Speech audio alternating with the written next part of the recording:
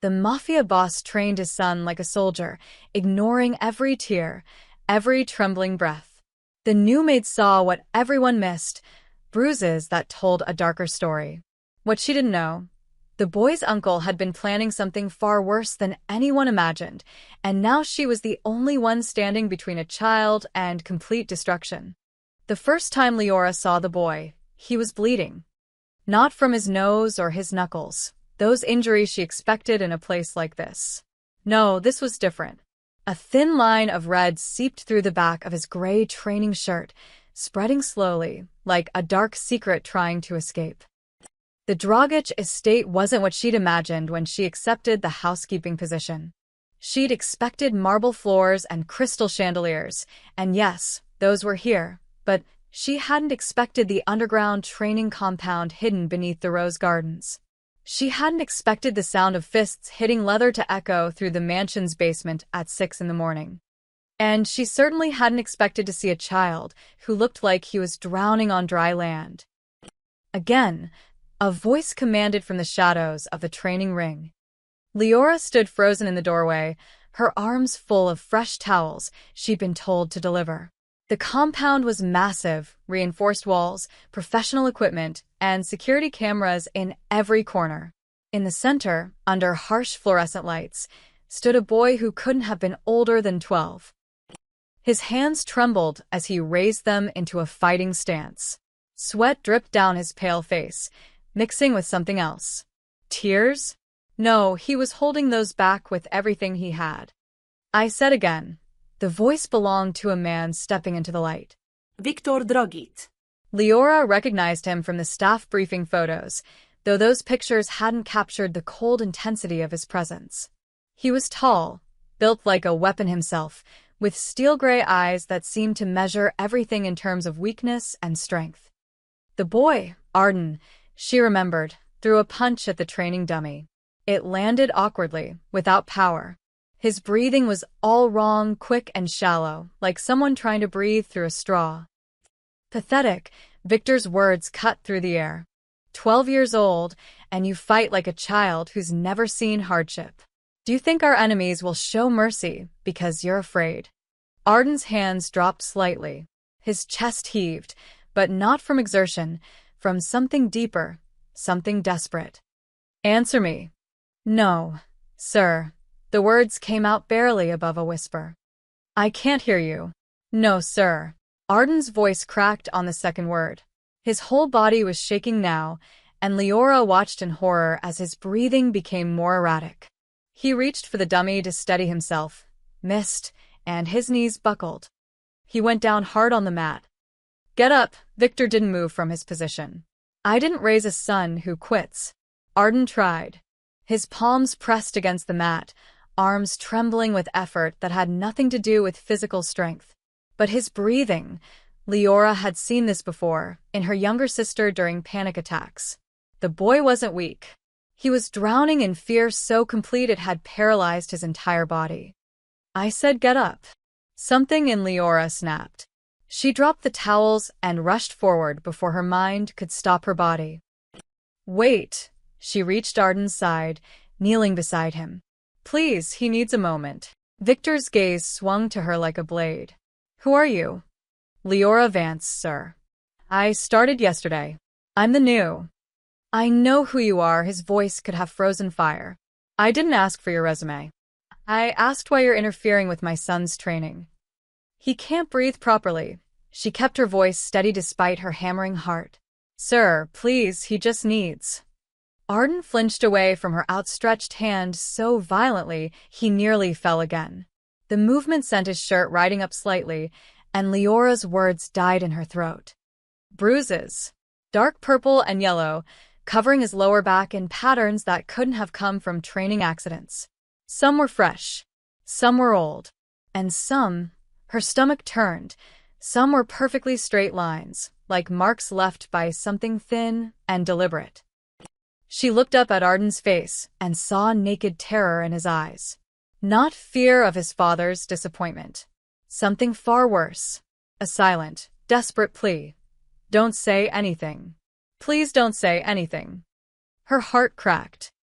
He's fine. Victor's voice brought her back to reality. He's learning discipline. Something that's clearly in short supply in his generation. He turned to Arden, who had managed to push himself to his knees. Go to your room. We'll continue this evening. Arden stood on shaking legs and walked toward the exit without looking at anyone. His gait was careful, controlled, the walk of someone who had learned to hide pain as a survival skill. As he passed Leora, she saw his hands. Both were trembling uncontrollably, and his fingernails had dug crescents into his palms deep enough to leave marks. The door closed behind him. A word of advice, Miss Vance. Victor's tone was conversational now, which somehow made it more frightening. My son is being prepared for a life you couldn't possibly understand. The Dragic family has enemies on 3 continents. Weakness is a death sentence. What you see as cruelty is actually love, the only kind that will keep him alive. Leora picked up the dropped towels with numb fingers. Of course, sir. I apologize for overstepping. See that it doesn't happen again. He walked past her toward the exit, then paused. And Miss Vance? Everything you see in this house stays in this house. I trust we understand each other. It wasn't a question. When he was gone, Leora stood alone in the training compound, staring at the mat where Arden had collapsed. A small spot of blood marked where he'd been kneeling, fresh enough to still be bright red. She touched her fingers to it and felt them come away warm. Somewhere above her, in the sprawling mansion, a 12-year-old boy was hiding wounds that no combat training could explain. And his father, the most powerful criminal in the city, had just made it clear that questioning anything about Arden's suffering would be the last mistake she ever made. Leora folded the bloodstained towel and added it to her basket. She'd taken this job because she needed the money. Because the Dragic family paid triple the normal rate for discretion. Because she'd promised herself she'd save enough to finish her nursing degree and get out of this life. But as she climbed the stairs back to the main house, all she could see was the terror in that boy's eyes and the desperate, silent plea that still echoed in her mind. Don't say anything. The question was, could she live with herself if she didn't? The Dragic mansion's dining room could seat 30 people comfortably. This morning, only 3 occupied the vast mahogany table, and the silence between them was suffocating. Leora refilled Victor's coffee cup, her movements quiet and professional. She'd learned quickly that staff were expected to be invisible during family meals, present but never acknowledged unless needed. Victor sat at the head of the table, surrounded by maps and folders marked with red stamps. 2 men in expensive suits flanked him, speaking in low voices about shipping routes and territorial agreements. Words like expansion and acquisition floated through the conversation, though Leora suspected they weren't discussing legitimate business. 15 feet away, Arden sat alone at the far end of the table. His breakfast was untouched, scrambled eggs growing cold, toast abandoned after a single bite. He held his fork with white knuckles, staring at his plate as if it contained answers to questions he was too afraid to ask. The Kozlov family is weak right now, one of the suited men said. If we move on their northern territory, we could absorb their operations within 6 weeks. Timing, Victor replied, circling something on the map. Everything depends on timing and perception. We need them to see us as inevitable. Arden's hand trembled slightly as he set down his fork. The quiet click of metal on porcelain seemed thunderous in the cavernous room. The door opened, and Leora's breath caught. Miran Dragic entered like he owned not just the room, but the very air in it. He was Victor's younger brother. Only by 2 years, the staff had told her, but where Victor was cold precision, Miran was something darker. His smile came too easily, his eyes assessed too carefully. Good morning, family. Miran's voice was warm honey over razor wire. He walked past Arden without glancing at him, though Leora noticed the boy's entire body went rigid at his uncle's proximity. You're late, Victor said without looking up. I was reviewing Arden's training logs from yesterday. Miran poured himself coffee, adding 3 sugars with methodical care. Concerning results. He collapsed again. He's learning. Is he? Miran finally looked at Arden, and Leora saw the boy's hands disappear beneath the table, hidden from view. At his age, you could disarm a man twice your size. I could run tactical scenarios in my sleep. But Arden, he let the sentence hang, unfinished and damning. He'll improve. Victor's tone left no room for argument. Of course, Miran's smile widened. With proper motivation, anyone can improve. Isn't that right, nephew? Arden's voice came out flat, rehearsed. Yes, Uncle Miran. Leora moved to clear Arden's plate, using the opportunity to get closer. Up close, she could see the purple shadows under his eyes, the mark of someone who hadn't slept properly in days, maybe weeks. When she reached for his plate, he flinched so subtly that anyone not watching carefully would have missed it. But Miran was watching carefully. Jumpy this morning, he observed, his tone light. Bad dreams, Arden? No, sir. You can tell me if something's bothering you. I'm here to help. The words were perfect, concerned, avuncular, caring. But something in the way Miran said them made Leora's skin crawl. Arden's response was barely audible. I fine. Victor stood abruptly, gathering his papers. I have meetings downtown until 6. Miran, I'm trusting you to oversee the afternoon training session. Push him harder this time. He needs to understand what's expected. It would be my pleasure. Miran's eyes never left Arden's face. As Victor swept out with his advisors, Leora made her decision. She moved quickly to intercept him in the hallway, her heart hammering against her ribs. Mr. Dragic, sir. May I have a word? He stopped, checked his watch with visible impatience. You have 30 seconds. It's about Arden. The words tumbled out faster than she'd planned. Yesterday, during training, I noticed he's showing signs of severe stress. More than what normal training would cause. I think he might need. You think? Victor's voice dropped to a dangerous whisper. You've been here 48 hours, and you think you understand my son better than I do. No, sir, Let me be absolutely clear, Miss Vance. He stepped closer, and she understood suddenly why men fear him. I have spent 12 years preparing my son for a world that will try to destroy him. Every lesson, every moment of discipline, serves a purpose.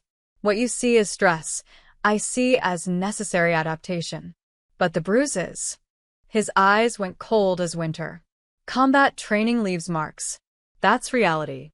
Or would you prefer I send him into the world soft and unprepared? Let him learn about violence when it's too late to save him. I just thought. I know what's best for my son. Each word was enunciated with precise fury. Your job is to clean rooms and serve meals. That is the extent of your concern for this family. Do you understand me? Leora's throat was dry. Yes, sir. Good. Because I'd hate to lose another staff member so quickly. The last maid who couldn't follow simple boundaries had to be let go quite suddenly. He adjusted his cufflinks, and the casual gesture somehow felt like a threat. I trust you're smarter than she was. He left without another word. Leora stood in the empty hallway, her hands shaking. When she turned back toward the dining room, she caught a glimpse through the doorway. Miran sat in Victor's abandoned chair, speaking quietly to Arden. The boy's head was bowed, his shoulders hunched in a posture of complete defeat. And Miran's hand rested on the back of Arden's neck, gentle, almost paternal. Arden wasn't moving at all. The greenhouse was Arden's hiding place. Leora discovered this by accident 3 hours after her disastrous conversation with Victor. She'd been searching for the boy. His lunch tray sat untouched in the kitchen, and despite everything, she couldn't shake the feeling that someone needed to check on him. The greenhouse sat at the eastern edge of the property, glass walls fogged with humidity and overgrown with plants that had seen better care. It was the one part of the estate that seemed forgotten, left to grow wild while the rest of the grounds maintained military precision. She found him sitting on the stone floor between rows of dying orchids, his back against a water-stained wall. His eyes were closed, lips moving in a silent count. In for 4, hold for 7, out for 8. The breathing exercise was textbook, something taught to manage anxiety. The fact that a 12-year-old knew it by heart told her everything. Arden. She kept her voice soft, approaching slowly, like one might approach a wounded animal. His eyes snapped open, immediate panic flashing across his face before he managed to hide it. I wasn't. I finished my studies. I'm allowed to be here. I know. I'm not here to get you in trouble. She sat down several feet away, giving him space. I just wanted to make sure you ate something today. She'd brought a sandwich and fruit, wrapped in a cloth napkin. She set it between them, close enough to reach, but far enough that it didn't feel forced. Arden stared at the food like it might be a trap. I'm not hungry. You didn't eat breakfast either. I said I'm not hungry. His voice cracked, betraying him. They sat in silence for a long moment. A rusty ceiling fan creaked overhead, pushing humid air in lazy circles. Somewhere outside, security guards patrolled with dogs. She could hear their distant footsteps on gravel.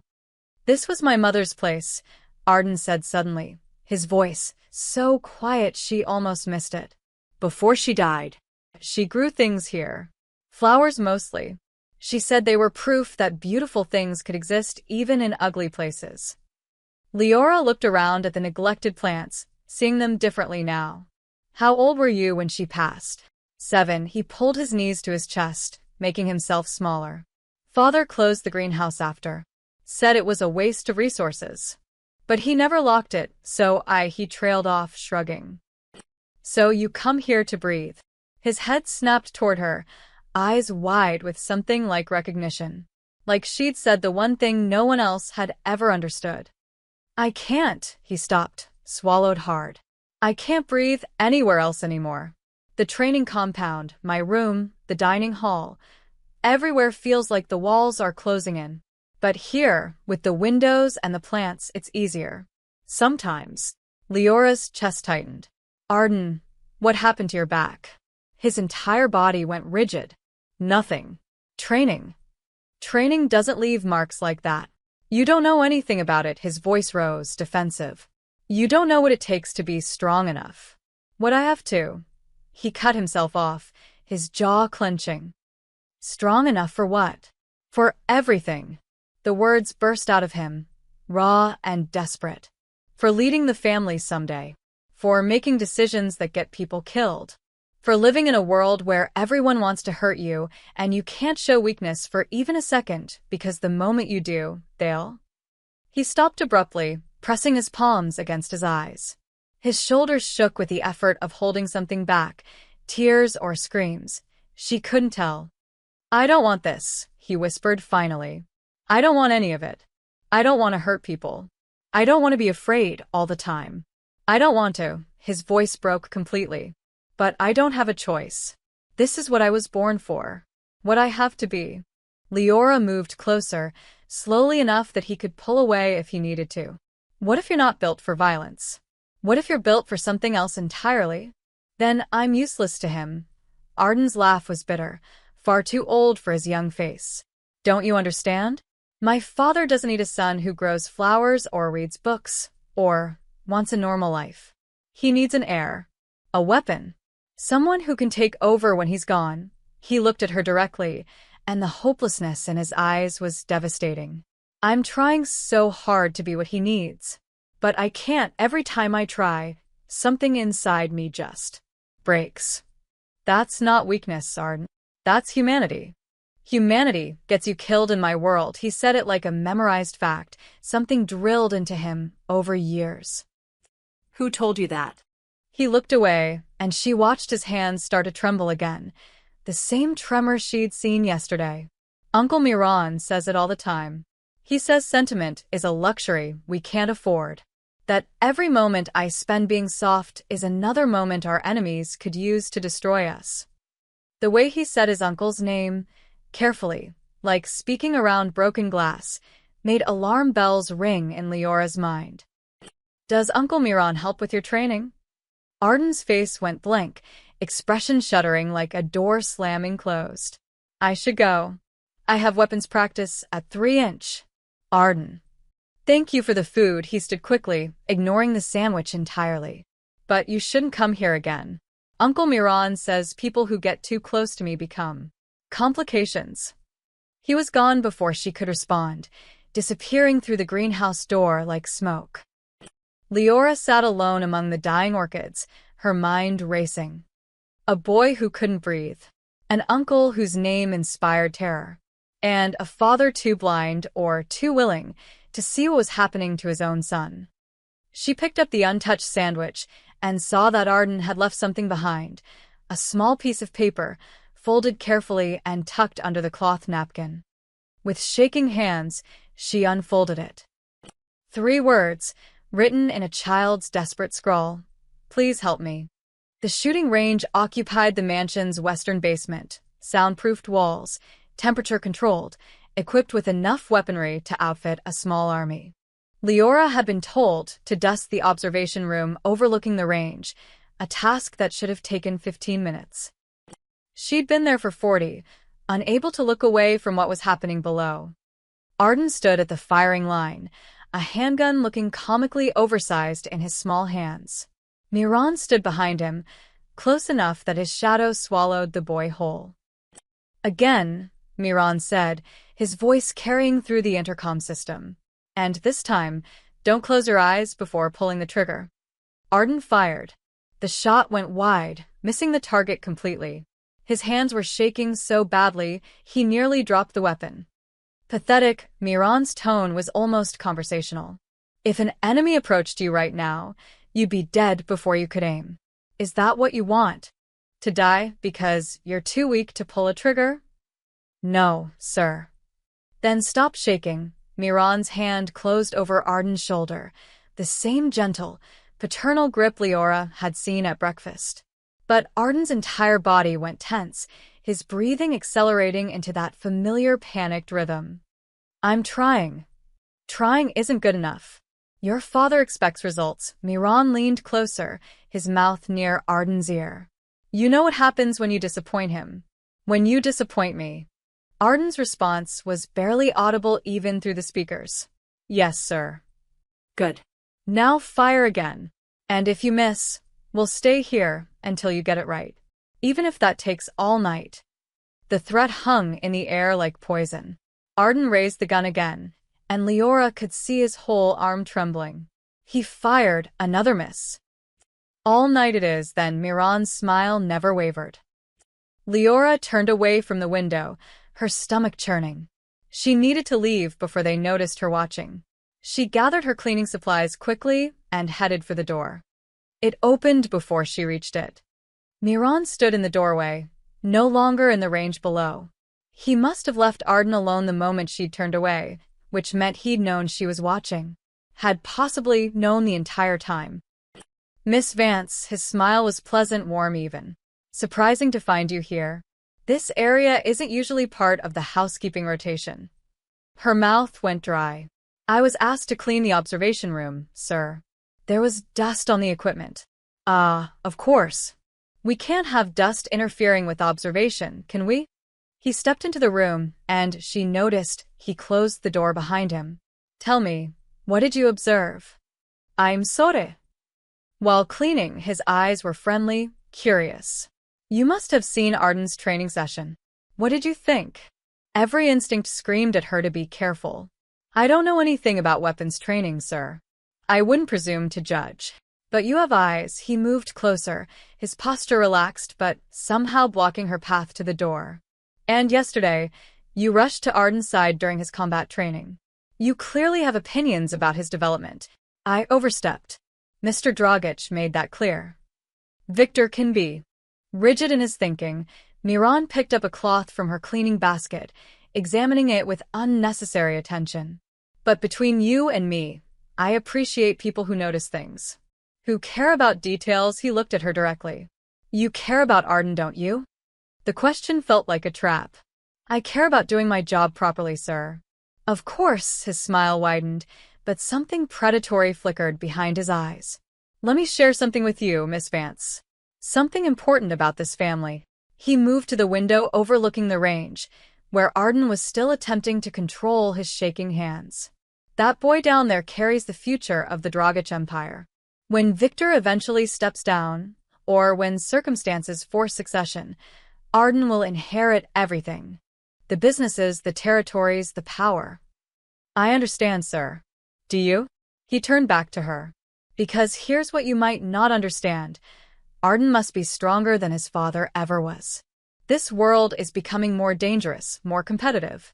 Soft leaders don't survive. They get consumed by harder men. Leora kept her voice steady. What does this have to do with me? Everything. Miran stepped closer, and she fought the urge to back away. See, I've noticed you talking to Arden. The greenhouse visit this afternoon, for instance. The private conversation. Ice flooded her veins. He'd had her followed. Or worse, he'd had Arden followed. I brought him lunch. He didn't eat breakfast. How thoughtful. Miran's hand came to rest on her shoulder, fingers pressing just slightly too hard to be casual. But here's the thing about thoughtfulness, Miss Vance. Sometimes it interferes with necessary growth.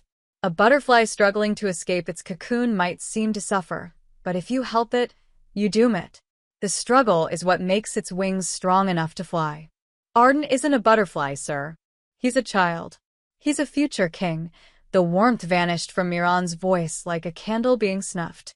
And anyone who undermines his training, anyone who makes him soft, who encourages weakness, who fills his head with ideas about normal childhoods, becomes an obstacle to his survival. His grip on her shoulder tightened, just enough to hurt. Obstacles get removed, Miss Vance.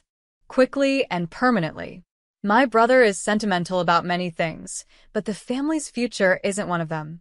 If he believed someone was damaging his son's development, he'd eliminate that person without hesitation. Miran leaned in, his breath warm against her ear.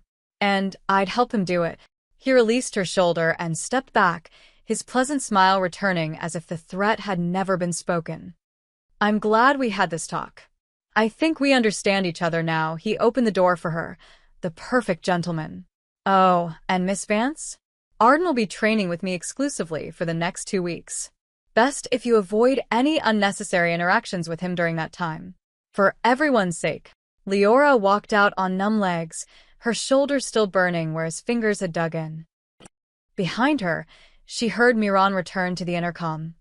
Arden, let's try something new. 50 shots, and for every miss, you'll run the compound perimeter. At night. Alone. Through the walls, she heard a child's voice break. Please, Uncle Miran. 50 shots.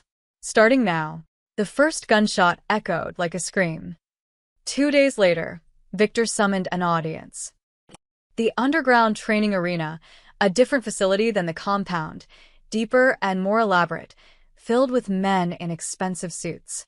Leora recognized some from the mansion's frequent meetings. Investors, partners, leaders of affiliated organizations. They sat in elevated viewing boxes, drinking imported whiskey and speaking in the casual tones of people accustomed to watching violence as entertainment. She was there only because the arena staff had called in sick and someone needed to serve drinks. She wished desperately to be anywhere else. Gentlemen, Victor's voice boomed through the space. Thank you for joining me. Today, you'll witness the next generation of Dragic leadership. Arden stood in the center of the arena floor, dressed in training gear that hung slightly loose on his thin frame. The overhead lights cast harsh shadows across his face, making the dark circles under his eyes look like bruises. Miran stood at the arena's edge, arms crossed, watching his nephew with an expression that might have been pride or might have been something far colder. Arden will demonstrate advanced tactical response, Victor continued. A simulation of real-world threat scenarios.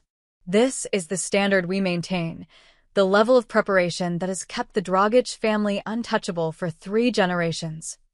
From her position at the service bar, Leora could see Arden's hands.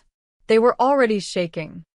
The simulation began with 3 armored trainers entering from different points. They moved fast, coordinated, forcing Arden to track multiple threats simultaneously. He was supposed to disarm and neutralize them using the techniques he'd been taught. Arden moved, but his movements were mechanical, hesitant. When the first trainer came at him, he blocked but didn't counter. The second landed a controlled hit to his ribs that made him stumble. Weak opening, someone muttered in the viewing box above. Victor's jaw tightened, but he said nothing. The trainers increased pressure. Arden tried to keep up, but Leora could see his breathing deteriorating, that same shallow, desperate rhythm from their first meeting. His blocks became slower, his footwork sloppy. When the third trainer swept his legs, Arden went down hard. "Get up," Victor called out. His tone was controlled, but tension bled through. "Show them what you're capable of." Arden pushed himself to his knees. Sweat poured down his face, mixing with something else. Tears he was desperately trying to hide. His breathing was coming in short gasps now, each one seeming to catch in his throat. He tried to stand. His legs wouldn't cooperate. "Is this a joke?" One of the investors leaned forward. "Victor, the boy can barely." "He's still learning," Victor interrupted, his voice hard. "Arden, on your feet." Now. Arden's hands pressed against the mat, arms trembling with effort that had nothing to do with physical exhaustion. Leora recognized what was happening. She'd seen it in her sister 100 times. Full panic attack, his body's fear response, so overwhelming it had shut down everything else. He couldn't breathe, Couldn't think. couldn't move. "This is what you're grooming for succession?" Another investor, louder. "Victor, with all respect, we're investing in strength. That boy looks like he'd fold under." Arden collapsed completely, his forehead hitting the mat as his body curled inward. His gasps for air were audible now, desperate and raw. The arena fell silent. Victor's face had gone stone cold, the kind of cold that preceded terrible decisions. He started toward the arena floor, and Leora saw murder in his eyes. Not for Arden, but for the situation, for the embarrassment, for the weakness displayed in front of men whose respect he needed. She moved without thinking. Setting down her tray, she rushed past security. They were too surprised to stop her, and into the arena. She dropped to her knees beside Arden, her hands hovering over his shaking form. "Arden, listen to my voice," she said quietly, urgently. "You're safe right now. You're going to breathe with me. In for 4. Get away from him." Victor's voice was a whip crack. She ignored him. "In for 4, Arden." Can you do that? "Just 4 counts." Arden's eyes found hers. Wild, terrified, drowning. But he tried. A shaky inhale that barely lasted 2 counts. "Good. Again. Stay with me." "I said get away from my son." Victor was 3 feet away now, fury rolling off him in waves. But Miran's hand on his brother's shoulder stopped him. "Wait," Miran said softly. "Let's see if she can salvage this situation." It took 3 minutes. 3 minutes of Leora talking Arden through breathing exercises while 24 powerful men watched in silence. 3 minutes of humiliation for a boy who was already breaking under pressure he should never have carried. Finally, Arden's breathing steadied enough that he could sit up. His face was blotchy with tears and shame, his eyes refusing to meet anyone's gaze. Leora helped him to his feet, holding him steady when his legs threatened to give out again. He leaned against her, and she felt how badly he was trembling, his entire body vibrating with exhaustion and terror. "I can't do this anymore," he whispered against her shoulder, so quietly only she could hear. "I can't. I can't. I can't." "I know," she whispered back. "I know." Victor's voice cut through the moment, like a blade. "Arena staff, escort my son to his room. Miss Vance, you're dismissed." As security led Arden away, the boy could barely walk. Leora turned and found Victor staring at her with an expression that promised consequences. But it was Miran's face that truly frightened her. He was smiling, satisfied, like everything had gone exactly according to plan. "Gentlemen," Victor addressed his audience, recovering his composure with visible effort. "My apologies. We'll reschedule this demonstration." The investors filed out, their murmurs of doubt echoing through the arena like a death knell for Arden's future. Victor didn't look at Leora again. He simply walked away, leaving her standing alone on the mat where a child had just shattered. On the ground, barely visible, was a small smear of blood. Arden had bitten through his lip, trying not to scream. The north wing of the estate was off-limits to most staff. Leora had been told this on her first day. Miran's private quarters occupied the entire floor, and he valued his privacy above all else. Which was why she stood frozen outside his study door 3 days after the arena disaster, holding a mop and a fabricated excuse about a reported water leak. She'd been watching, waiting. Miran left the estate every Thursday at noon for meetings downtown, a pattern reliable as clockwork. The study would be empty for at least 2 hours. She had to know what was really happening to Arden. The door wasn't locked, arrogant or careless. She couldn't tell which. The study was immaculate. Dark wood furniture, floor-to-ceiling bookshelves, a massive desk with 3 computer monitors arranged in a semicircle. Leora moved quickly to the desk, her heart hammering so hard she could hear it in her ears.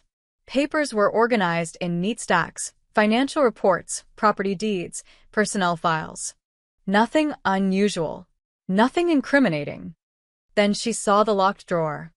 It took her 30 seconds at the hairpin, a skill learned from a misspent youth she rarely thought about anymore. The lock clicked open. Inside were 3 items, a leather journal, a USB drive, and a burner phone. She grabbed the USB drive first, plugging it into one of the monitors. The files were encrypted, but the folder names were visible. Succession protocol. Loyalty assessment.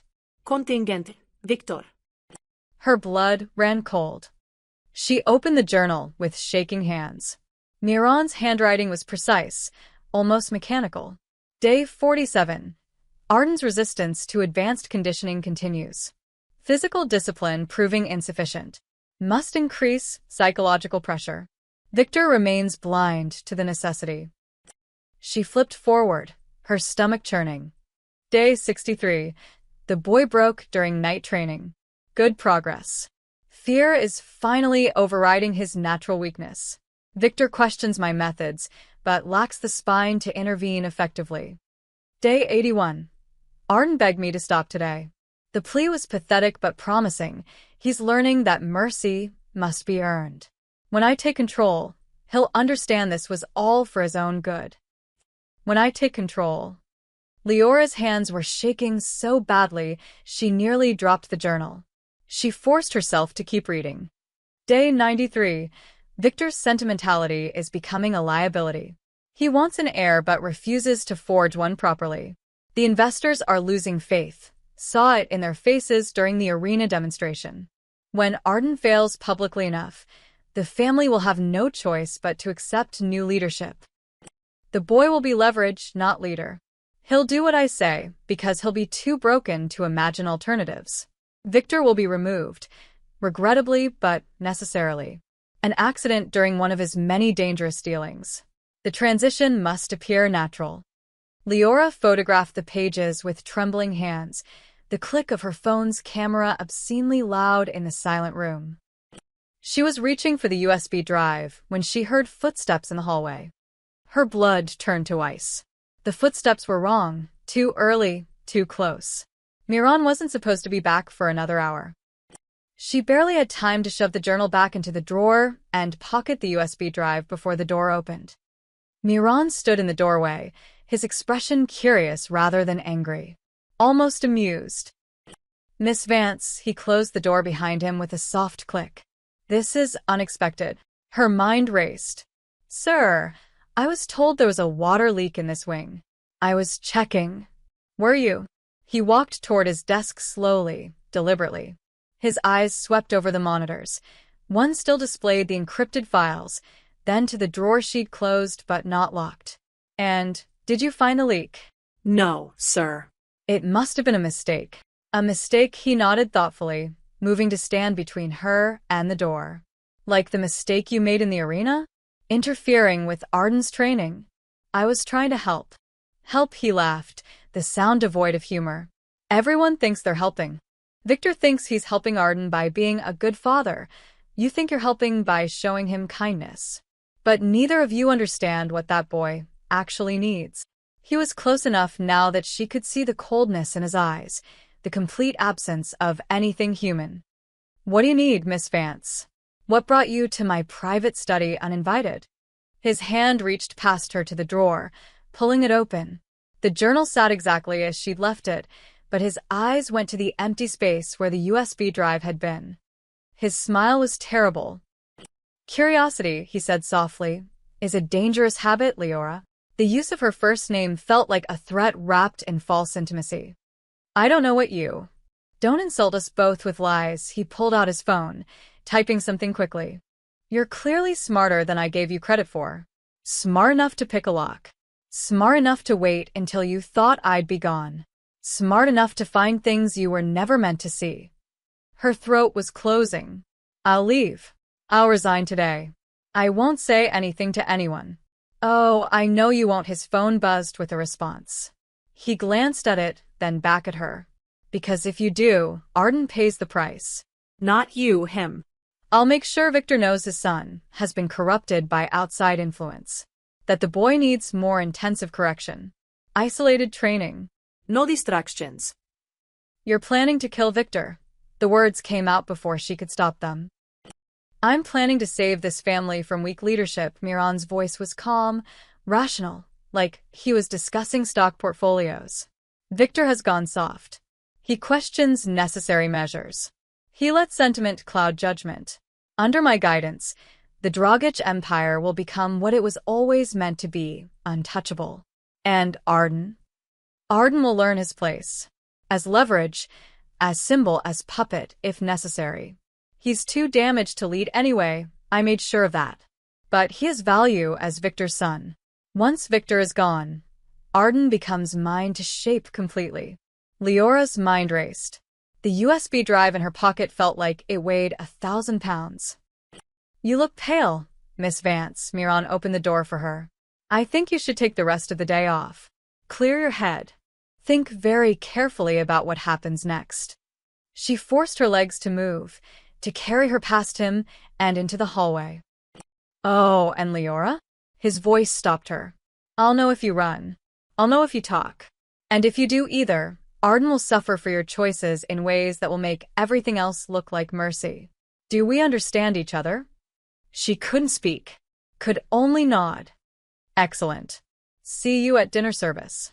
The door closed behind her, and Leora stood in the empty hallway, clutching evidence of a conspiracy to murder and enslave a child, evidence she had no way to use without destroying the very person she was trying to save. Victor's city penthouse office occupied the 42nd floor of a glass tower overlooking the financial district. Leora had never been here before, staff rarely left the estate, but desperation had driven her to track down his location. She had the USB drive. She had the photographs of Miran's journal. She had proof that couldn't be ignored. Or so she thought. You have 5 minutes, Victor said without looking up from the contracts spread across his desk. I don't appreciate unscheduled visits. Leora's hands shook as she pulled out her phone. Sir, I found something. Something about Miran. You need to see this. If this is about Arden again, it's about you. The words came out sharper than intended. Miran is planning to kill you and take over the family. He's been using Arden as part of the plan, breaking him down deliberately so he can be controlled later. That got Victor's attention. His eyes lifted from the papers, cold and assessing. That's quite an accusation. I have proof. She thrust her phone toward him, showing the photographed journal entries. He's been documenting everything. The conditioning he calls training. His timeline for succession. The investors losing faith was part of his strategy. He wanted Arden to fail publicly. Victor took the phone, scrolling through the images with an expression that revealed nothing. The silence stretched so long Leora's nerves began to fray. Finally, he set the phone down. Where did you get this? His study. She hesitated. I broke in. I know I shouldn't have, but something felt wrong and I had to. You broke into my brother's private quarters. Victor's voice was dangerously quiet. You violated his privacy, stole his personal property, and now you're bringing me conspiracy theories based on illegally obtained evidence. It's not a theory. Sir, please just read what he wrote. He's been hurting Arden deliberately. Those bruises weren't from training. They were from Miran's conditioning, and he's planning something for you, some kind of accident. Enough. Victor stood, his full height suddenly intimidating in the confined space. Do you have any idea what you're trying to do right now? You're asking me to believe that my brother, my blood, is plotting against me based on diary entries that could mean anything. They don't mean anything else. He wrote that Arden would become leverage. Miran is intense. He always has been. His methods are aggressive, but they're effective. Victor moved to the window, staring out at the city below. When I was Arden's age, Miran pushed me just as hard. That's how we survived. That's how we built this empire. This is different. You've been here 2 weeks. The words came out like a whip crack. 2 weeks, and you think you understand my family better than I do? You think you can turn me against my own brother with stolen documents and paranoid interpretations? Leora felt tears stinging her eyes. I saw Arden collapse. I saw the terror in his face when Miran touches him. I saw the journal entries about breaking him. You saw what you wanted to see. Victor turned back to her, and his expression was one of disappointment rather than anger, somehow worse. I know what this is. You're young, idealistic. You saw a child struggling and decided to play hero. So you invented a villain to justify your interference. I'm not inventing anything. Miran is hard on Arden because Arden needs to be hard. My brother is trying to prepare him for a world that will destroy weakness. With breaking and entering, theft, defamation, you'd be in prison before sunset. I don't care about prison. I care about Arden.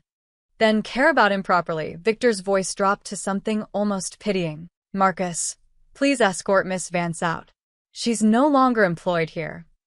You're making a mistake. Leora's voice broke. When something happens to you, when Arden, nothing is going to happen except you learning a hard lesson about boundaries. Victor returned to his desk, dismissing her with a gesture. Goodbye, Miss Vance. I suggest you find employment where conspiracy theories aren't part of the job description.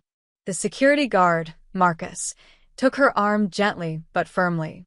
She let herself be led to the elevator, too shocked to resist. As the doors closed, she caught one final glimpse of Victor's office. He was already back to his contracts, her warning forgotten like it had never been spoken. The elevator descended 42 floors, and with each one, Leora's despair deepened. She'd failed. She'd shown Victor the truth, and he'd chosen not to see it. Chosen his brother over his son. Chosen empire over evidence. Her phone buzzed. A text from an unknown number. You were warned. Now Arden pays for your choices. Her blood turned to ice. The elevator reached the ground floor. Through the lobby windows, she could see the estate's town car pulling away from the curb, heading back toward the mansion. Heading back to where Arden was alone with Miran. She ran for the street, but the car was already gone, swallowed by evening traffic. Behind her, on the 42nd floor, Victor Dragic signed another contract and told himself he'd made the right choice. That family loyalty was paramount. That his brother would never betray him. And miles away, in the Dragic estate, Miran Dragic smiled as he sent a second text, this one to his most loyal men. Prepare the compound. Tonight, the boy learns what real discipline means. No interruptions. The Mafia Council met quarterly, but tonight's gathering was special, a celebration of the Dragic family's expansion into new territories. The mansion's grand hall glittered with crystal chandeliers and dangerous men in expensive suits.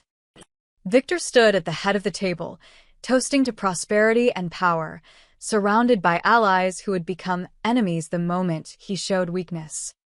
He didn't notice his brother slip away from the festivities. He didn't see Miran nod to 3 men in security uniforms who weren't part of the regular staff.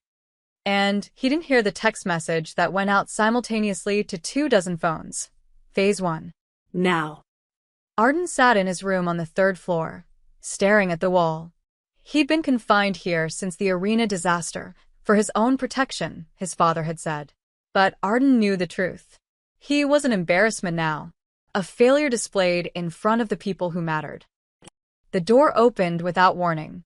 Miran stood in the doorway, his expression unreadable. Get dressed. Something appropriate for travel. Arden's stomach dropped. Where? Now. Arden, the tone left no room for argument. 5 minutes later, Arden was being led through the service corridors, away from the celebration. His heart hammered against his ribs. Something was wrong. Everything about this felt wrong. Uncle Miran, where are we going? Somewhere you can finally learn without distractions. Miran's hand rested on Arden's shoulder, steering him toward the garage. Your father has failed you with his softness. But I won't. They emerged into the underground garage, where a black SUV waited, engine running. 2 men Arden didn't recognize stood by the vehicle. That's when he heard it, a massive explosion that shook the entire mansion. The blast came from the security gate, close enough that the windows rattled and alarms began shrieking throughout the estate. Arden stumbled, his ears ringing from the shock wave. Right on schedule, Miran said calmly. Upstairs, the grand hall erupted into chaos. Victor's instincts kicked in immediately. His hand went to the weapon concealed under his jacket as his security team swarmed around him. Sir, we're under attack, someone shouted. Multiple breach points. Gunfire erupted from outside, the distinctive crack of automatic weapons getting closer. Get everyone to the safe room, Victor ordered, his mind already calculating. This wasn't random. This was coordinated, professional. Where's Arden? No one answered. They were too busy trying to contain the situation. Where is my son? At the garage. Arden tried to pull away from Miran's grip. What's happening? We need to help father. Your father is exactly where I need him to be. Miran shoved Arden toward the SUV. Get in. No, the word came out small but defiant. Not until you tell me what's.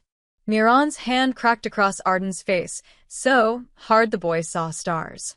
I said get in. 2 of Miran's men grabbed Arden, dragging him into the vehicle despite his struggling. One pressed a cloth over his face, sharp chemical smell, the world tilting. Don't fight it, Miran's voice came from very far away. When you wake up, your real education begins. Darkness swallowed Arden whole. The attack on the mansion was surgical.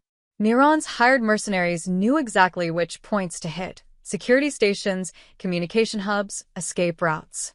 They weren't trying to kill anyone. They were creating chaos. Creating distraction. Creating opportunity. Victor fought his way through smoke and gunfire, his security team taking casualties around him. He'd lived through 3 assassination attempts and 2 hostile takeovers. Survival was in his blood. But something about this felt different. Too precise.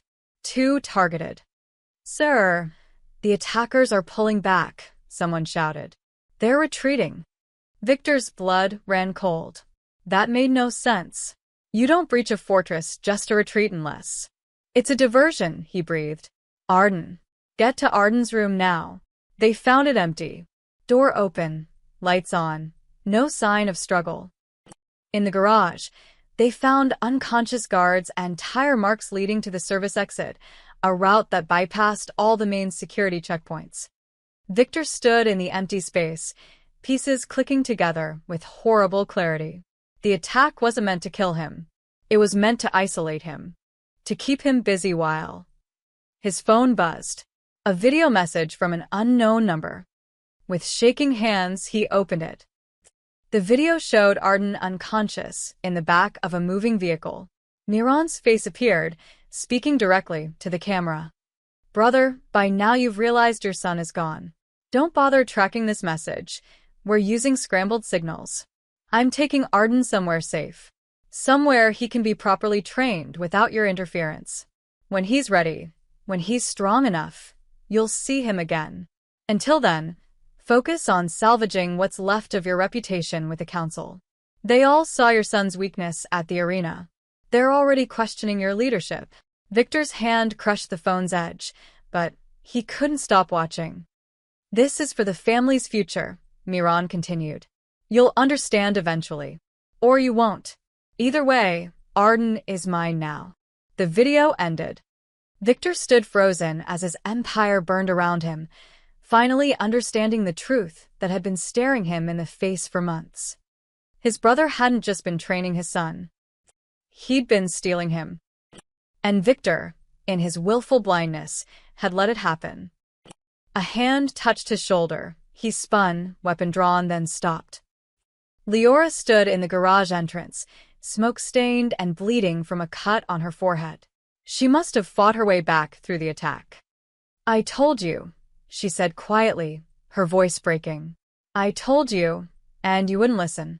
Victor's weapon lowered. For the first time in 30 years, the great Victor Dragic had no response. Because she was right, and his son was gone. Arden woke to the smell of rust and dampness.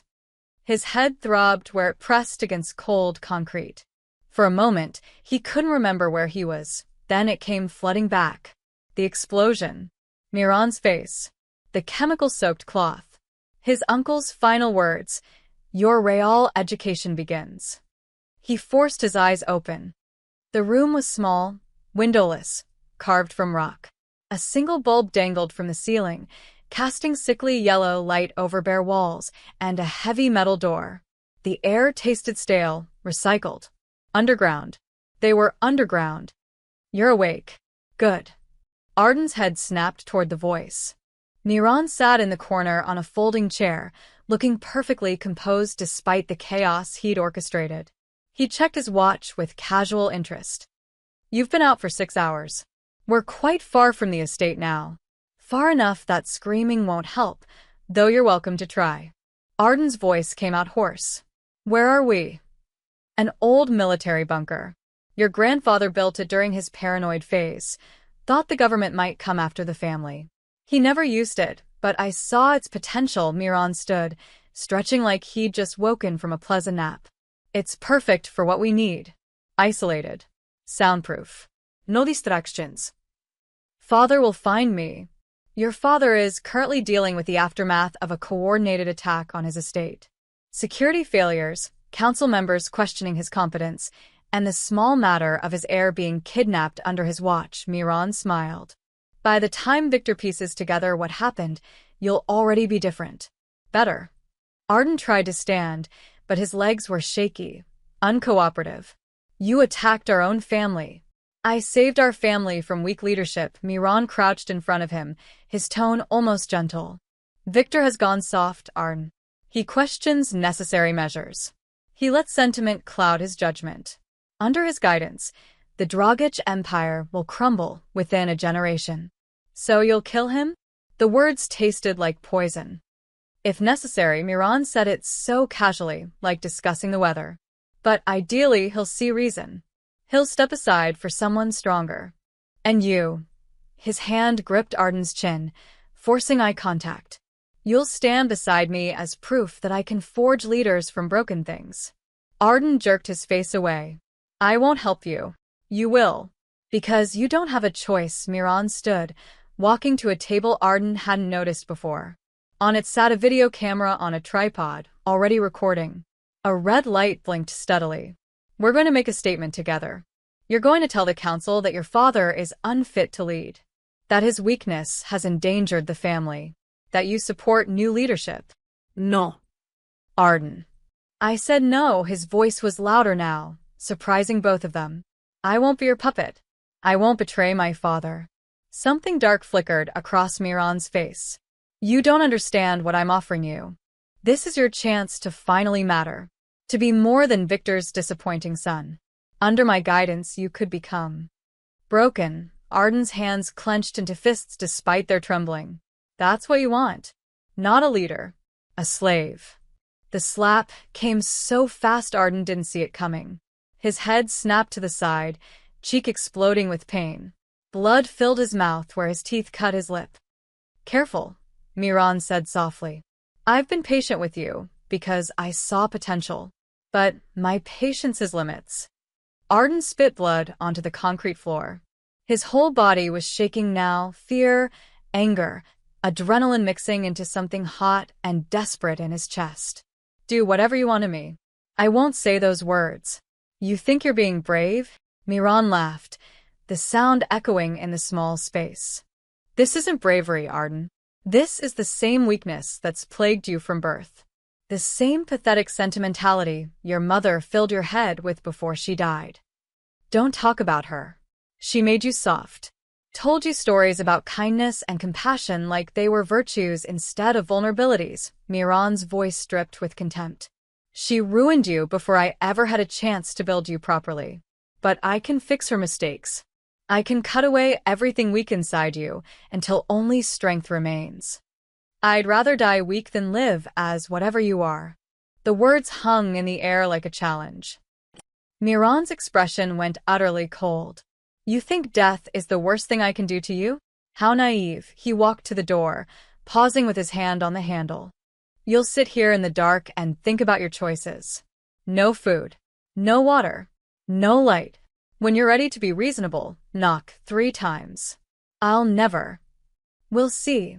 The light clicked off, plunging the room into absolute darkness. Everyone breaks eventually, Arden. Strong or weak, it doesn't matter.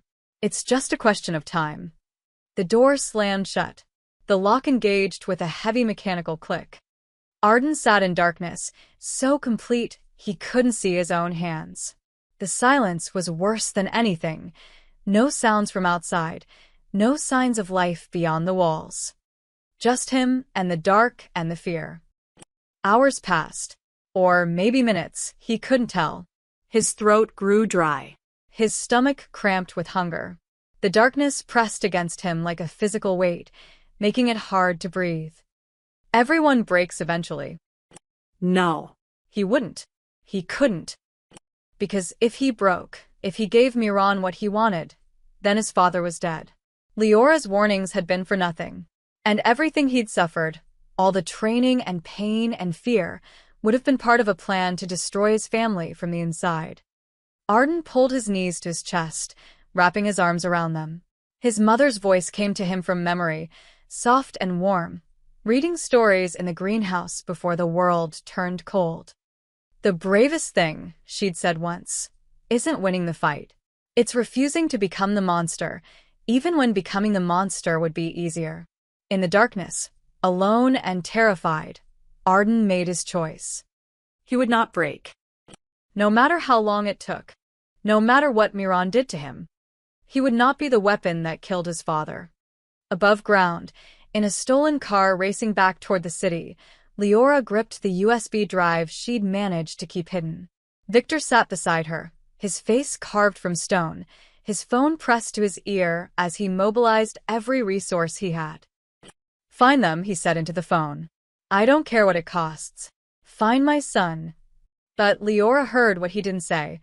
Before I lose him forever. The Dragic mansion was a war zone. Shattered glass crunched under Victor's boots as he moved through what remained of his grand hall. Smoke stains blackened the marble walls. Blood, some from his men, some from the attackers, dried in dark pools across the floor. He'd built an empire on control, on knowing every angle, anticipating every threat. And his own brother had outmaneuvered him in his own home. Sir, one of his lieutenants approached, tablet in hand. We've reviewed security footage from the garage. 3 vehicles left during the attack. 2 were decoys. We found them abandoned 5 miles out. The 3rd used a signal jammer. We lost them. Victor's jaw tightened. Miran planned this for months. Yes, sir. The mercenaries were hired through intermediaries. The breach points were mapped in advance. He knew every. Leave me. The lieutenant hesitated, then obeyed. Victor stood alone in the ruins, finally allowing himself to feel the weight of what had happened. His son was gone, taken by someone he'd trusted implicitly, someone he'd defended just hours ago when... Mr. Dragic. He turned to find Leora in the doorway, still wearing the smoke-stained clothes from her fight through the attack. She'd shown up at the estate gates 20 minutes after the shooting stopped, demanding to help search for Arden. He'd almost had her removed. Almost. But something in her eyes had stopped him. The the same thing he was finally allowing himself to see. "You came back," he said quietly. "Even after I fired you. Even after I called me paranoid? Delusional?" Her voice was steady, but pain flickered beneath it. Yes. "I came back. Because that boy doesn't have anyone else who'll fight for him." The words hit like a physical blow. Because she was right. "I need to show you something," Leora continued, pulling out her phone. "Before you fired me, I made copies of Miran's journal, the files, everything." She pulled up the photographs, handing him the phone. "Read it. All of it. The parts about conditioning Arden. The parts about removing you. The timeline. The plan." Victor took the phone with numb fingers. He deleted these images from her phone in his office, certain they were misunderstandings, fabrications. Now, in the wreckage of his home, he read them with new eyes. Day 47. Arden's resistance to advanced conditioning continues. Day 63. The boy broke during night training. Day 81. Arden begged me to stop today. Each entry was a knife between his ribs. Each date a moment when he could have stopped this. Should have seen it. "The bruises," Victor said, his voice hollow. "On his back. You saw them that first day." "Yes. And I told you they were from combat training." "Yes. But they weren't. It wasn't a question anymore. The pattern of them, the precision, those were marks left by someone who knew exactly how to hurt without leaving evidence in visible places. Miran was conditioning him, breaking him down deliberately. To make him controllable," Leora said. "To turn him into leverage against you. A puppet for when Miran took over." Victor scrolled through more entries, each one worse than the last. His brother documenting the systematic destruction of his son's spirit like it was a scientific experiment. A memory surfaced.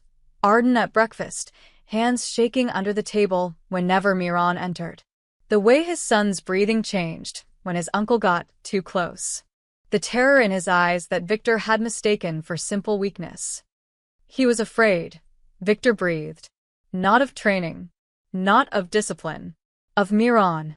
Yes. And I didn't see it, his hands were shaking now too. Not with fear, but with rage, so profound it threatened to consume him.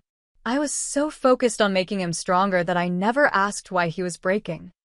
Another memory. Arden collapsing in the arena, whispering to Leora words Victor hadn't heard at the time. Later, one of the guards had mentioned it in a report. "I can't do this anymore. Not I can't do the training. I can't do this." This. The abuse. The torture disguised as education. The uncle who smiled while systematically destroying everything good in a child too terrified to tell his own father. "He tried to tell me," Victor's voice cracked. "Didn't he? In his own way." Leora's expression softened slightly. Children don't always have words for what's happening to them, especially when they've been taught that showing weakness means punishment. He was surviving the only way he knew how, by staying silent and hoping someone would notice. "You noticed?" Victor looked at her, really looked at her for the first time. "In 2 weeks, you saw what I missed in 12 years. You weren't looking. You were too busy building an empire." There was no accusation in her tone, just exhausted truth. "And Miran made sure you stayed busy. Kept you focused on expansion, on investors, on everything except what was happening to Arden right under your nose." Victor handed back the phone, something fundamental breaking inside him. The great Victor Dragic, who'd outsmarted enemies on 3 continents, who'd built a criminal empire through ruthless intelligence, he'd been played by his own brother using his own son as the game board. "I chose wrong," he said quietly. "At every turn. You warned me about Miran. Arden's body warned me. His fear warned me. And I chose to believe my brother over all of it. Yes, the simple honesty of it was more devastating than any accusation. If he dies..." Victor couldn't finish the sentence. "He won't," Leora's voice hardened with determination. "Because we're going to find him. And we're going to bring him home." How? Miran could be anywhere. He planned this for months. "I know where he'd take him." Leora pulled up a map on her phone. One of Miran's journal entries mentioned the old compound, said it was perfect for intensive training without distractions. I did some research. Your father built a military bunker in the mountains 40 years ago. Abandoned now, off all official records. Victor stared at the coordinates she showed him. That's 3 hours from here. Which means we can be there by dawn. She met his eyes. But Victor, when we find them, you need to be ready for what Miran's done to him. Arden's been alone with him for 12 hours now. That's 12 hours of. I know, the words were barely audible. I know what my brother is capable of, because he'd seen it before. When they were children, Miran had broken a rival gang member's son, 15 years old, reduced to a shell in 3 days of lessons. Victor had thought it was impressive then. Strategic. Now, the victim was his own child. No empire is worth losing him, Victor said, the words feeling like an oath. Whatever it takes. Whatever I have to give up. Arden comes first. Leora nodded. Then let's go get your son back. As they moved toward the garage where loyal men were already preparing vehicles, Victor made a silent promise to the child he'd failed so completely. Hold on, Arden. I'm coming. And this time, I'll actually see you. Dawn broke over the mountains in shades of blood and gold. The bunker's entrance was hidden behind a rock fall that looked natural but had been carefully engineered, typical of his father's paranoia. Victor and his team of 8 men approached on foot, leaving their vehicles a mile back to avoid detection. Leora moved beside him, surprisingly steady for someone with no combat training. She'd insisted on coming, and he'd stopped trying to argue.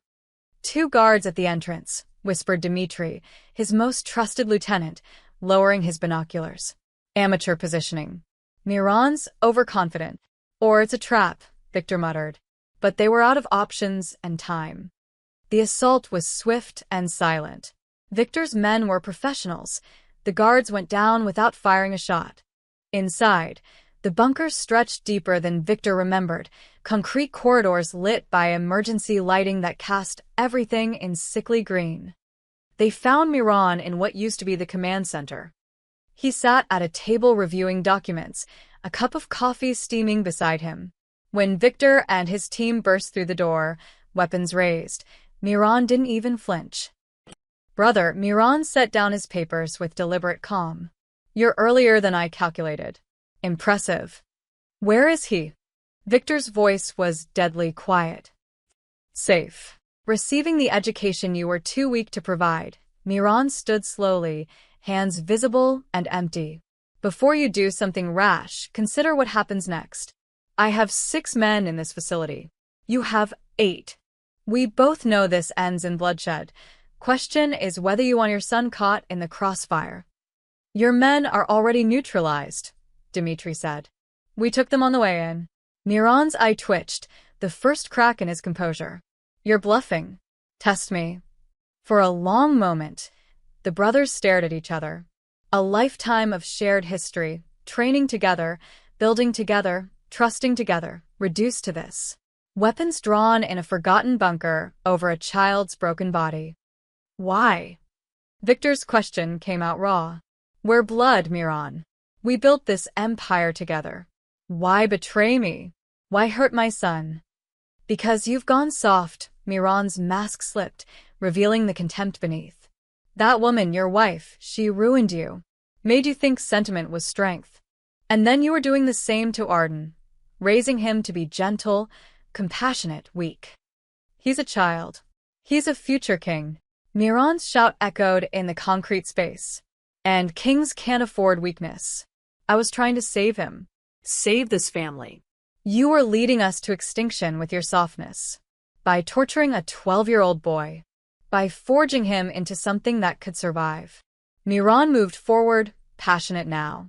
Every lesson, every moment of pain, it was necessary. You saw how the investors looked at him after the arena. Disappointed. Doubtful. Under your guidance, Arden would have destroyed everything we built. Under yours, he would have destroyed himself. Victor's voice dropped to something dangerous. Where is my soul? Miran smiled. A terrible, bitter thing. You really want to see what your precious boy has become? Fine. He led them down another corridor to a heavy metal door. The lock disengaged with a mechanical click. The room beyond was pitch black. Arden. Victor's voice cracked on the name. Arden, it's me. It's father. For a long moment, nothing. Then movement in the darkness. A small figure uncurling from the corner, blinking against the sudden light from the hallway. Victor's heart shattered. Arden looked like a ghost. His face was gaunt, lips cracked from dehydration, eyes hollow with exhaustion and fear. His hands shook uncontrollably. But when he saw Victor, something flickered in those empty eyes. Not hope, not relief. Terror. No, Arden's voice was a broken whisper. No, this is another test. Uncle Miran said you wouldn't come. Said I had to. He pressed himself against the wall, as if trying to disappear into it. Please, I didn't say the words. I didn't betray you. Please don't let him. Arden, Victor holstered his weapon, moving slowly into the room. I'm real. I'm here. You're safe now. Liar. Arden's shout was raw with desperation. He said you'd say that. He said you'd pretend to rescue me, and then punish me for not being strong enough to. Look at me. Victor knelt 5 feet away, close enough to reach, but far enough not to spook. Really look. I'm here. I came for you. Behind him, Leora appeared in the doorway. Arden, it's me. Remember the greenhouse? The breathing exercises? You're safe now. This is real. Arden's eyes found her, and something in him cracked. Leora? Yes, sweetheart. It's me. She moved past Victor slowly, hands visible. We're going to take you home now. No more training. No more tests. Just home. I tried to be strong. Tears spilled down Arden's face. I tried so hard. But I couldn't. He wanted me to say you were weak, father, but I wouldn't. Even when his voice dissolved into sobs. Victor finally understood the full weight of what Miran had done. Not just physical abuse. Psychological warfare against a child who had no defenses. Isolation. Darkness. Threats designed to make him doubt reality itself. You don't have to be strong anymore, Victor's voice broke. You don't have to fight. I'm here now. But I failed. Arden's whole body shook. The arena. The training. I failed you. No. Victor moved closer, and this time Arden didn't flinch away. I failed you. I made you think you had to be a weapon when all you needed to be was my son. The words hung in the air between them, an admission that came 12 years too late, but might still matter. Arden's face crumpled. Dad. It was the first time he'd called Victor that in 5 years. Yes, Victor opened his arms. Yes, I'm here. Arden ran to him. Not the careful, controlled movements of a trained fighter, but the desperate stumble of a child who'd been holding himself together by sheer will and finally had permission to break. Victor caught him, and Arden collapsed into his father's arms, sobs tearing out of him like they'd been trapped for years. Victor held him, one hand cradling his son's head, and felt every failure of the past 12 years crash over him like a wave. I'm sorry, Victor whispered into Arden's hair. I'm so sorry. Behind them, Miran watched with disgust. This is exactly what I was trying to prevent. This weakness. Victor's head turned, and the look in his eyes made even Miran take a step back. Dmitri, Victor said quietly, not releasing his son. Take my brother into custody. The council will decide his punishment. As Miran was led away in restraints, still shouting about necessity and strength, Victor focused only on the child in his arms. The child he'd almost lost by being exactly what Miran had accused him of, blind, not soft. Blind to what mattered most. Let's go home, Victor said. Arden's arms tightened around his father's neck. Promise it's real?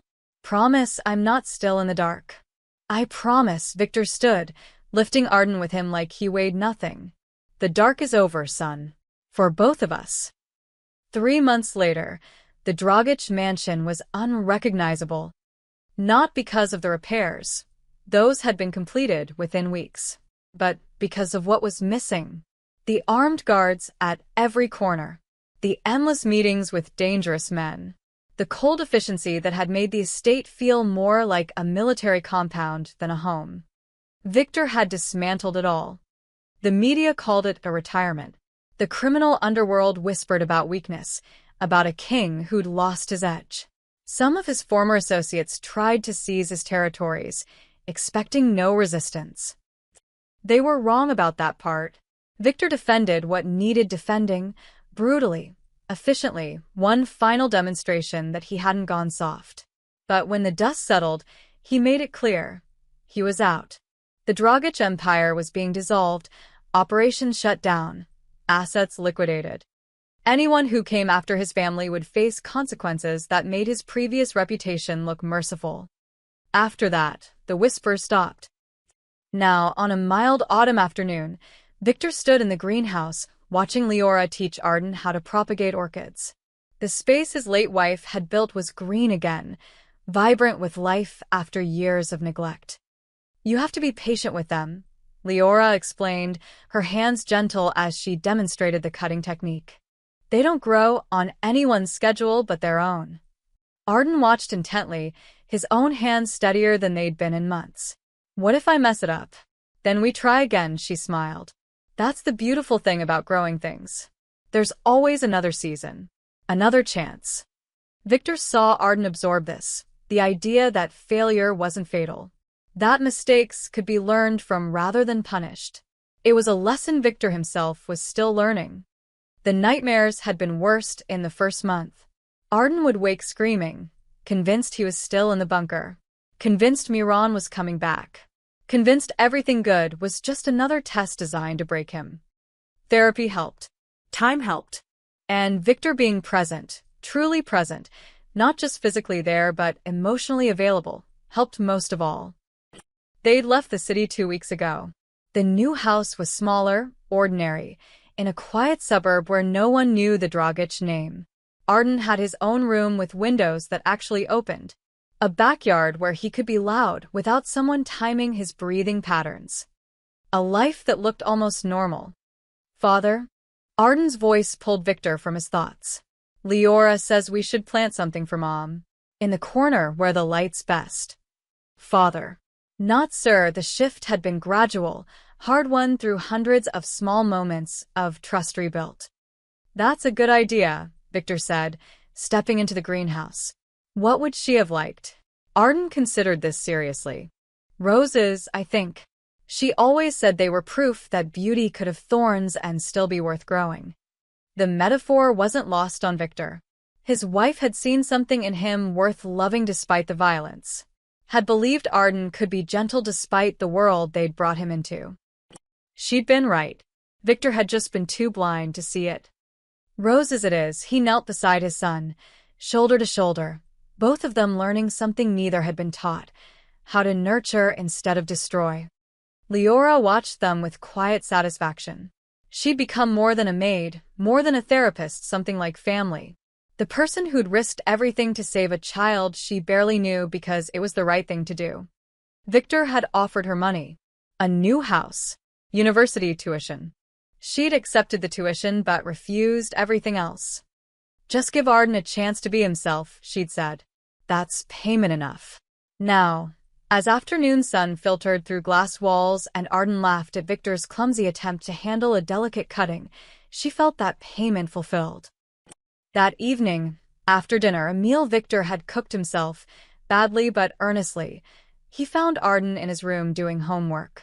Normal homework. History and mathematics, not tactical scenarios and weapon specs. "Can I come in?" Victor asked from the doorway. Arden nodded, setting down his pencil. Victor sat on the edge of the bed, holding something small in his closed fist. "I found this while packing up the old estate. Thought you might want it back." He opened his hand to reveal a silver coin, worn smooth with age, a hole punched through the top where it had once hung on a chain. Arden's eyes widened. "I thought this was lost. You gave it to me when you were 6. Said it was your lucky coin and that I needed it more than you did." Victor's voice roughened with the memory. "I kept it in my desk drawer. looked at it sometimes, and wondered what I'd done to deserve a son so generous. He placed it on Arden's nightstand, beside the lamp and a photo of Arden's mother. I never deserved it, Victor continued. But I'm going to spend the rest of my life trying to become someone who does. Arden was quiet for a long moment, staring at the coin. Then, Uncle Miran, they said his trial is next month. Yes. Will I have to testify? Only if you want to. Victor met his son's eyes. Whatever you decide, I'll support it. This is your choice now. The concept of choice, real choice, without consequences designed to force a specific answer, was still new to Arden. He tested it carefully, like someone learning to walk on an injured leg. I think I want to, Arden said finally. Not for revenge, but because other people should know what he did. What can happen when everyone looks away? Pride swelled in Victor's chest, not the cold pride of a king grooming an heir, but the warm pride of a father watching his son choose courage over fear. You're braver than I ever was, Victor said honestly. Arden shook his head. I'm just tired of being afraid. That's what bravery is. Victor stood, then paused at the door. I love you, Arden. I should have said it more. Said it every day. I'm saying it now. Arden's smile was small but real. I love you too, Dad. That night, Victor sat in the living room of their ordinary house, listening to ordinary sounds. Leora washing dishes, Arden laughing at something on his computer, crickets outside the window. He'd given up an empire for this. Given up power, influence, the fear and respect of dangerous men. And he'd never felt richer in his life. On the mantel sat a photo from last week. The three of them at the beach. Arden's feet in the surf, his face turned toward the sun. No fear in his eyes. No trembling hands. Just a boy experiencing joy without waiting for punishment. Victor had spent 12 years building Arden into a weapon. It would take longer than that to help him become simply human again. But they had time now. Time and safety and the kind of love that didn't demand perfection. In his room, Arden picked up the silver coin, feeling its familiar weight. He thought about the boy he'd been at 6, the one who'd given his father a lucky charm without understanding that some people made their own luck through violence. He thought about the boy he'd been at 12, broken and terrified, convinced he'd never be enough. And he thought about who he might become now, not a king, not a weapon, not anyone's puppet. Just Arden. Finally, after everything, just himself. He hung the coin on his lamp where the light could catch it, a reminder not of luck but of choice. The choice his father had finally made. The choice he was learning to make every day. To choose gentleness over strength. To choose healing over power. To choose love, even when, especially, when it looked like weakness to everyone else. Outside his window, stars emerged one by one in the darkening sky. Arden watched them appear and thought about his mother's greenhouse philosophy. Beautiful things could exist even in ugly places. Maybe people could too. Maybe he could. Thank you, Dad, he whispered to the empty room. And for the first time in years, he fell asleep without nightmares.